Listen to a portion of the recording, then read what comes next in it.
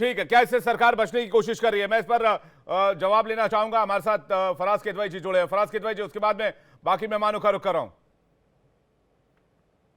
विवेक जी देखिए, अभी बात हुई, हमारे दो भाइयों ने, भारतीय जनता पार्टी के प्रवक्ता ने बोला कि समाजवादी की सरकार में और कांग्रेस की सरकारों में ये हुआ करता था। अरे साहब, जनता ने आपको उत्तर प्रदेश में मैंडेट दिया था कि जो भी कमियां हमसे रह गई हैं उनको आप पूरा करिए। लेकिन अब आप ये बोलेंगे कि 1938 में ये हुआ था तो आज भी ये भी होता रहेगा। देखिए, भारतीय जनता पार्टी की सरकार जो है विवेक जी, वो हर मसले पर विफल हो चुकी है।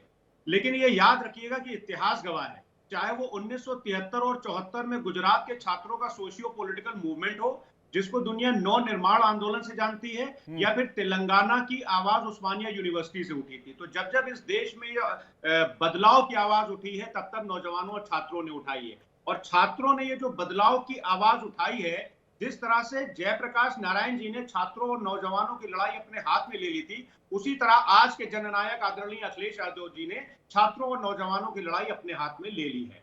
अब देखिए, अभी बात हो रही थी दुर्भाग्य की। देखिए, दुर्भाग्य तो आज की तारीख में विवेक जी इस देश का ये है कि जब किसानों के ऊपर अत्याचार होते हैं जब उनके ऊपर अत्याचार होते हैं, तो जब किसान सड़कों पर आता है, तब जाकर के उनको उनका हक मिलता है और 3 कृषि कानून वापस होते हैं। उत्तर प्रदेश में भी कांस्टेबल पेपर लीक हुआ।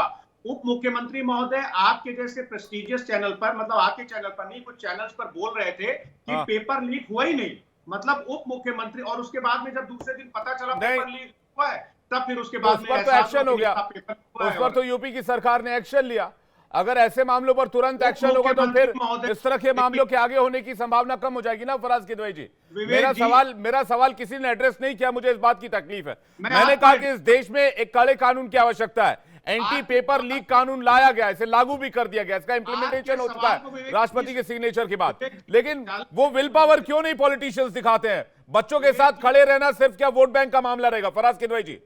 विवेक जी 40 सेकंड दे दिए। देखिए, हमारे देश के प्रधानमंत्री जब रशिया और यूक्रेन की लड़ाई रुकवा सकते हैं और वो भारत में पेपर लीक नहीं रुकवा पा रहे हैं और चुप्पी किए हुए हैं, तो इससे बड़ा दुर्भाग्य कुछ नहीं हो सकता। और आपके चैनल पर भारतीय जनता पार्टी के जो प्रवक्ता हैं वो भी चुप्पी साधे हुए हैं। अरे साहब, इतना बड़ा ये कांड हो गया है, क्या नाम है, यूजीसी नेट के पेपर कैंसिल हो गए, यूपी में कांस्टेबल वाले पेपर की बात हो ही रही थी, नीट जैसे एग्जाम्स में ये सब हो गया। एजुकेशन को तो तुरंत इस्तीफा दे देना चाहिए। और भारतीय जनता पार्टी, आपकी तो डबल इंजन सरकार है साहब। आप क्या कर रहे हैं? आप खाली इस बात के लिए कि शासन में है कि आपको सत्ता की मलाई चाटनी है, आपको भाई को भाई से लड़वाना है, देश में नफरत का माहौल फैलाना है। मणिपुर का माहौल हो तो चुप्पी, कांस्टेबल पेपर लीक हो तो चुप्पी, नीट पेपर लीक हो या उस पर भ्रष्टाचार हुआ हो तो चुप्पी। तो आप लोगों ने एग्जाम्पल सेट किया होगा ना फराज किदवई जी।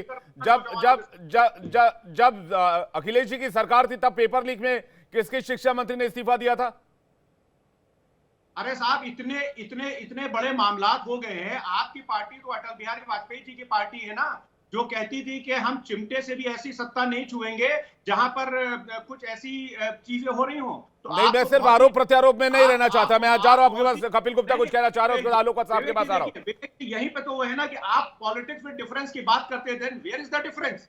मैं वही कह रहा हूं किसी कोई तो एक चीज होगी जिस पर पॉलिटिक्स नहीं होगी इस देश में। कोई भी तो एक चीज होगी जिस पर पॉलिटिक्स नहीं होगी देश में। इस देश के एजुकेशन पर इस देश का भविष्य टिका हुआ है। ये बात समझने में हम और कितना वक्त लगा।